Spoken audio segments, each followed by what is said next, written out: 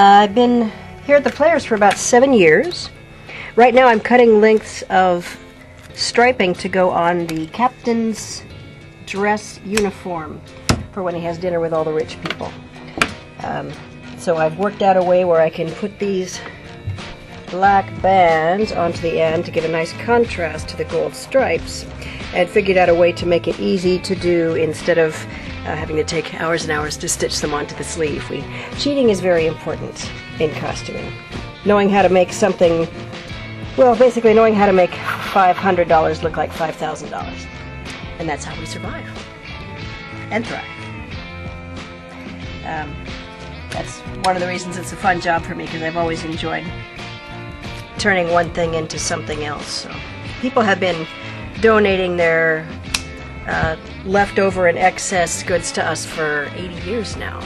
So half the time I can go upstairs and find something that's somebody else's garbage and turn it into fabulous clothes. I honestly didn't have to shop for any of the fabric for the rich lady suits in the opening scene, which is, these are the most expensive women in the world, and I just went upstairs and I had things that other people didn't need. So that was very gratifying. This is Madame Aubert, one of our lovely, tall, thin ladies who can carry off his hat without hurting anybody. The hats have been a lot of fun. I can't remember all the people's names necessarily, but this is one of the walking suits. The hats are more fun than the clothes. Let me just show you hats. I had to put them up because they were taking over the shop completely. This is the hat that goes with the pink suit. And then later on she gets to switch into this one for the rag number. See, because all the rich people had to do basically was wear corsets to show that they didn't have to work, and change their clothes to show that they could afford not to. So the hats have been a great time. A little bit of hot glue, some garbage, and you can come up with high fashion. It's been a 2-week-long hat party.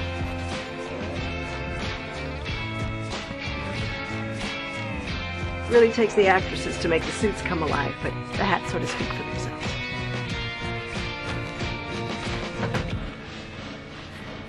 And the hats also, I didn't spend a penny on these. These are hats that we had upstairs, maybe left over from other shows. A lot of them donated. A little bit of this, a little bit of that, and a feel for the period, and it's magic.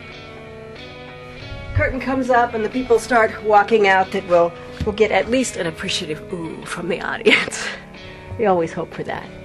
Maybe some spontaneous applause, maybe some "can I buy that hat?" I don't know.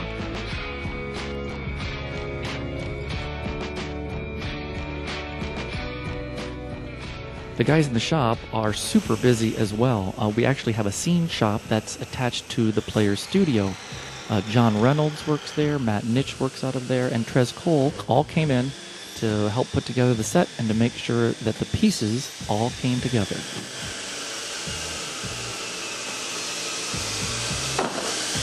Well, what I'm doing is I'm actually starting to lay out the bottom platform for the big wagon, the big ship wagon that's about 40 foot long.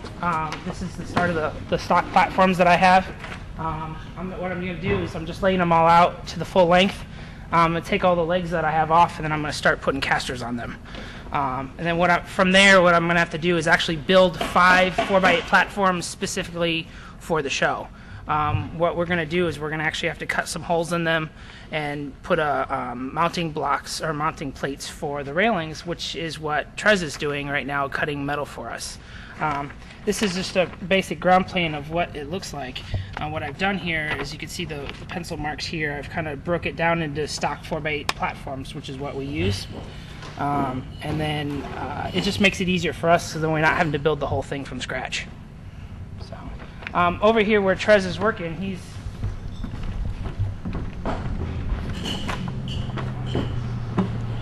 cutting the railing pieces, the different size railing pieces that we need. And what he's doing all the cutting today, and then tomorrow he'll start welding it all together. Right now he's cutting the plate to make the small little, where I was saying we were cutting out some holes in the platforms. He's cutting the plate to make those little, I don't know, what do you call them? Receivers. Receivers or fittings or whatever, so that the railings just plop down into that, and then we can remove them when we need them. So that's what he's working on now.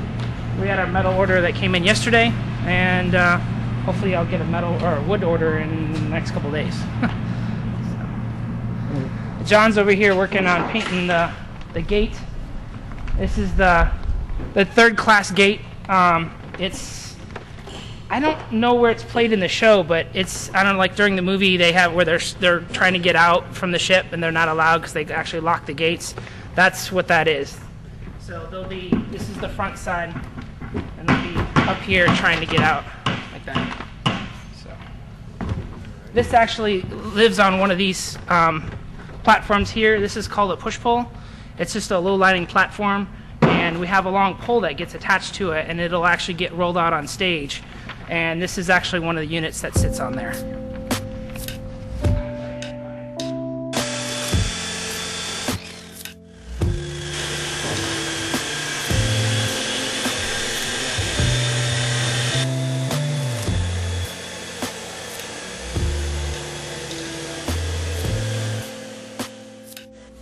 Been with the Players. I came on in '96 and worked here for about a year, and then left and went back to school, and been back here for the last, I'm on my 4th season now with them. Is this what your education is in, or? I've got a 2-year art degree, but actually I've been back in school studying psychology. But yeah, I mean, my education, my background's in art and music, actually, and philosophy and all that good stuff. The set is made up of many integral small parts, and that they will all come together and hopefully build the mothership Titanic.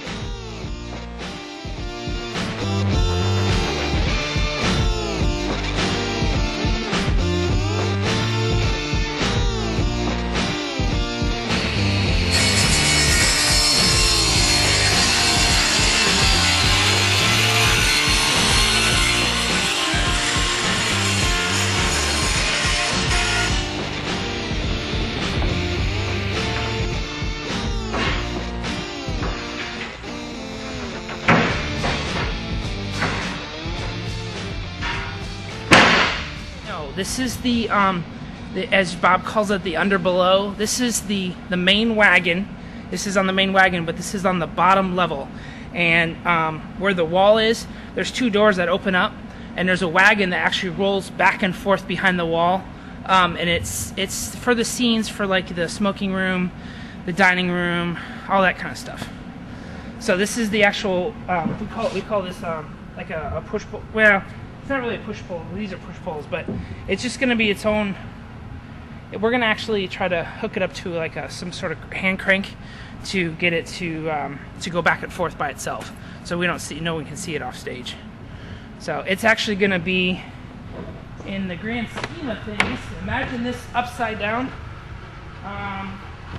It's going to be right about in this area, and it's just going to roll back and forth, and it's only going to roll about 4 feet. Just basically enough to get that in front of the door. What I'm going to do is I'm actually pulling some stock platforms that I have, a couple of them that are 4 foot by 1 foot, and then I've got 3 here that are 1 foot by 3 foot.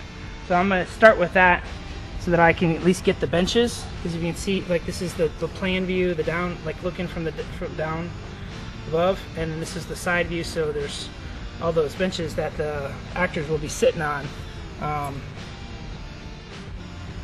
So I'm actually going to start with that, since I have them already built, and then go ahead and start working out legs and whatever else I need to do, and then start working on the actual frame of the lifeboat. That's what my project is for today. Which will probably take me most of the day. Usually I try to get 1 project done a day if possible. Then I, do what I can.